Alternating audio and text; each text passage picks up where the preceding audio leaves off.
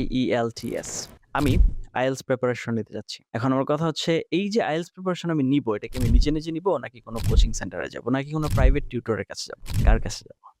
এই প্রশ্নটা আপনারা অনেকেই করে থাকেন। দেখুন, তারপর এখানে ৩ টা কোয়েশ্চেন। নিজে প্রস্তুতি শুরু করব, প্রাইভেট টিউটর দিয়ে পড়তে হবে নাকি কোচিং এ যেয়ে পড়বো? কোথায় যেয়ে পড়বো?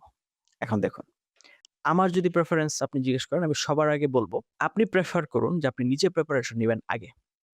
First of all, this is my reference to you or this is my recommendation, suggestion, whatever you say, আপনি যাই বলেন না কেন। আপনি যখন চিন্তা করবেন যে আমি নিজে প্রিপারেশন নিব, তখন আপনি ২ টা জিনিস একসাথে চিন্তা করবেন। ১, শুধু IELTS কমপ্লিট করতে হবে ব্যাপারটা এমন না। যে IELTS এ একটা ভালো স্কোর হলেই আমার কাজ শেষ, নো। আপনি এভাবে চিন্তা করেন।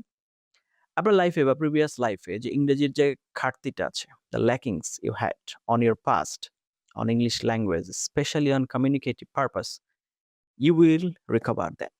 এই যে IELTS এর যে জার্নিটা আপনি করতে যাচ্ছেন, এই জার্নিতে আপনি হচ্ছে এই যে ঘাটতিটা আছে সেটা সলভ করে ফেলবেন বা সলভ করবেন। তো এই টার্গেট নিন। এটা হচ্ছে ফার্স্ট অফ অল।